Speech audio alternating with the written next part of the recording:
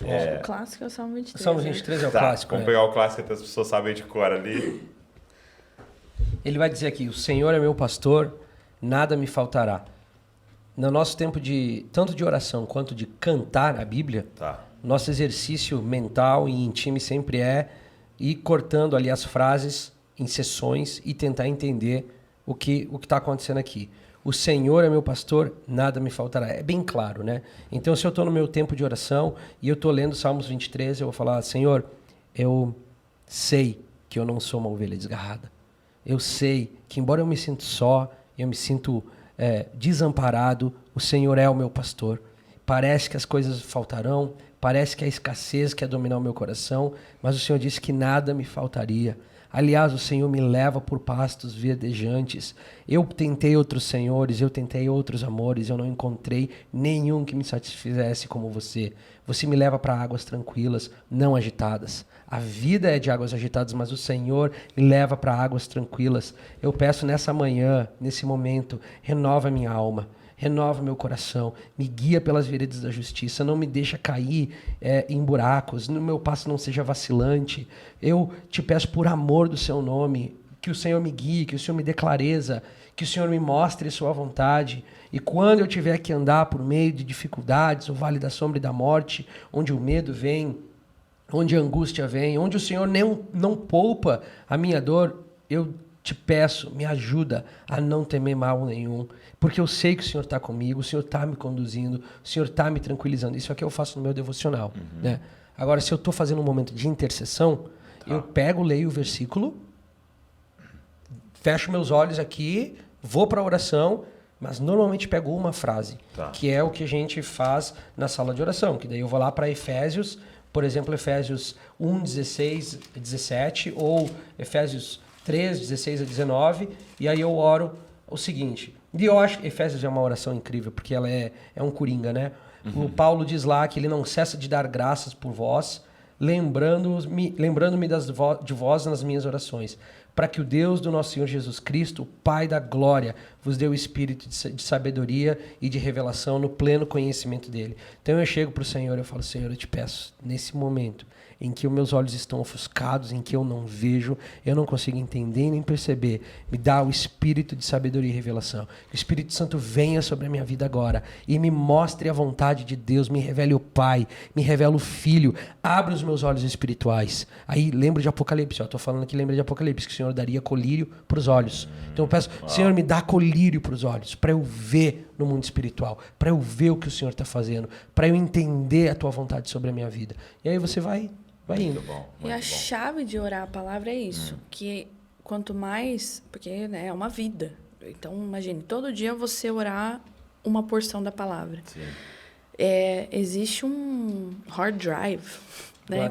Um HD que vai sendo preenchido pela palavra de Deus. E aquilo vai se tornando, na verdade, o seu vocabulário de oração. E ele lembrou de Apocalipse. Por quê? Porque ele, em algum momento, já deve ter orado isso, já deve ter meditado nisso. Então, você vai ver que a Bíblia, os versículos estão ligados, né? Totalmente. A Bíblia, por si só, se completa. Os versículos, o Antigo Testamento, o Novo Testamento.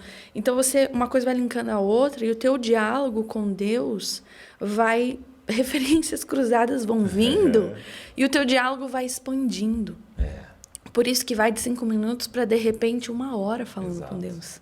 Né? E eu diria, ele deu o exemplo de Salmos 23, mas eu ficaria ainda mais em algumas palavras. Por exemplo, o Senhor. Sabe, para eu caminhar em fé, que nada me faltará, eu preciso conhecer quem é o Senhor. Porque uma coisa é eu dizer, o Senhor é meu pastor, nada me faltará. Mas quem é esse Senhor? Quem é esse Senhor? E eu preciso buscar. Por isso que eu acho que na nossa... E aí a mente começa aí, né? E se ele é Senhor do quê? Senhor sobre o quê?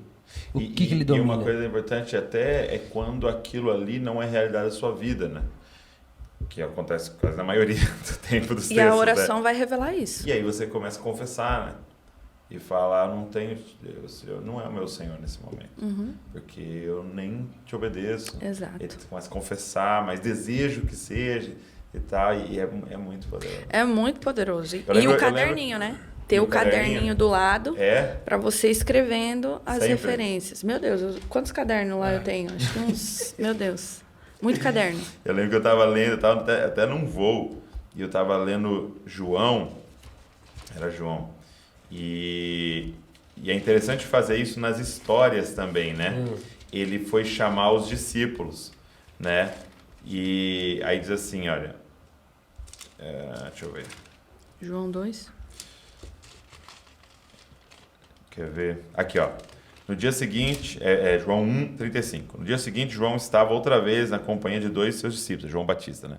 Vendo Jesus passar e disse, eis o Cordeiro de Deus. E os 2 discípulos, ouvindo dizer isso, seguiram Jesus. E Jesus, voltando-se e vendo que o seguiam, disse-lhes, o que vocês estão procurando? Tem uma outra versão que fala, o que vocês estão buscando? E aí é muito legal quando você começa a orar o texto, né? Porque Jesus te coloca dentro da história, né? E aí eu vi, cara, Jesus virando para mim, fazendo essa pergunta. O que você está buscando? Que incrível. E uma das coisas que acontece muito conosco também é que foi mais ou menos o que eu falei lá no início. Você começa a criar o seu próprio mapa bíblico de oração, entendeu? Você sabe, por exemplo, você nunca vai esquecer desse encontro que você teve com o Senhor ali. Eu consegui agora achar aqui. Né? Você vai um dia estar lá falando, Senhor, daquele diálogo lá. Então, Deus, é isso. É isso. E a gente tem uma expressão em inglês que eu não consigo achar uma forma catchy, né, fácil de falar em português, que é, às vezes você vai abrir a Bíblia, você vai falar, cara, eu tô tão distante disso aqui, mas você ora a si mesmo para dentro dessa realidade. Entendi. Sabe, você tá ali, você puxa, né? Você se empurra. Você se empurra para dentro dessa realidade por meio daquilo que você tá lendo, ao invés de, ixi, tô muito distante disso. Não, eu tô distante, mas é isso que eu quero. E aí você começa... Eu costumo dizer lá para nossa galera, você conhece a Bíblia, mas será que a Bíblia conhece você? E quando eu digo isso, é muito fácil a gente conhecer os versículos.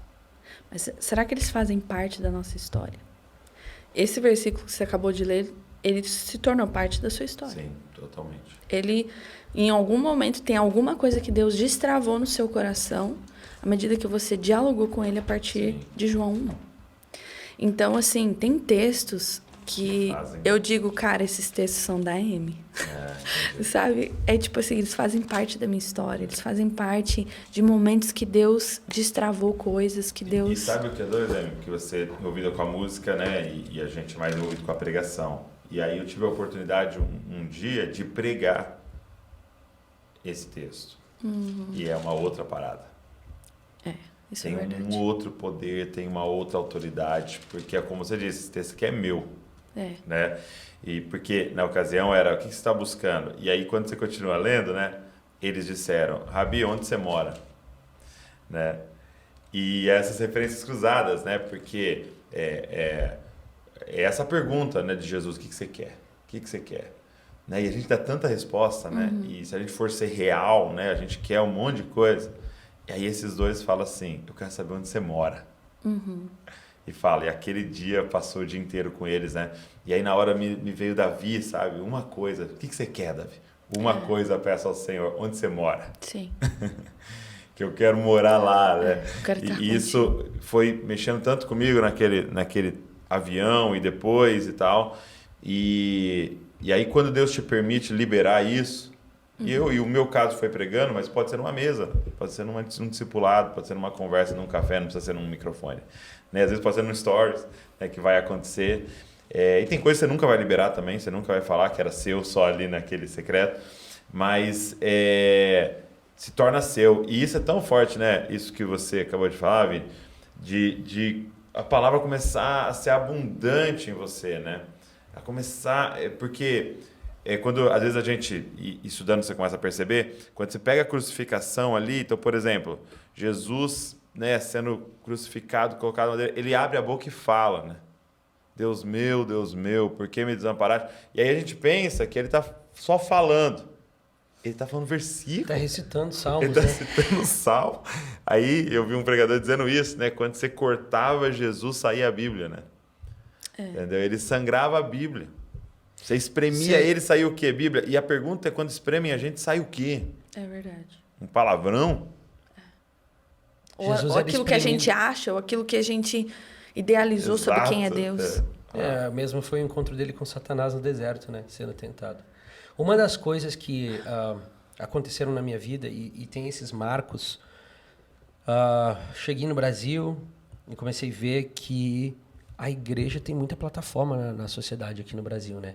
Diferente de alguns outros lugares. A igreja no sentido de... É numérico, é grande. Sim, é grande. É grande. Então, você tem um público grande. E essa tensão das plataformas, essa tensão da fama, do reconhecimento, e quem está, às vezes, olhando, anseia aquilo e queria estar no mesmo lugar e ter a mesma coisa. E um dia tendo um diálogo com Deus sobre essa questão toda, e eu estava lendo a história de João, um pouquinho mais para frente de onde você estava, e diz que João estava ali no capítulo 3, 23, diz que João estava batizando em Enom, perto de Salim, ali tinha muita água, o povo chegava, era batizado, e João ainda não havia sido mandado para a prisão. Aí surgiu uma disputa entre os discípulos de João. E certo judeu acerca da purificação. Aí foram até João e disseram-lhe: Rabi, aquele cara que estava contigo do outro lado do Jordão, do qual tens dado testemunho, está batizando. Todos estão se dirigindo a ele. Tipo assim, Tá batizando João, mais que você, cara. você que batizou o cara e as multidões estão indo atrás dele agora, você vai deixar assim? O Instagram dele tá crescendo. Ele não é o teu discípulo? Aí João dá essa resposta brilhante. Ele fala assim: ninguém pode receber coisa alguma se não lhe for dada do céu. Ele está dizendo: meu irmão, é o céu que põe um limite na minha vida. Não é o ministério de Jesus ou do outro. É o céu, é Deus. Eu vou até onde Deus quer que eu vá.